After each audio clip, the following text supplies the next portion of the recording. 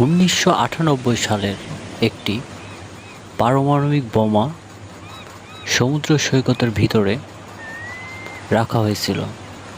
তারপরে সেটি পরীক্ষা করার জন্য বিস্ফোরণ করা হয়েছিল।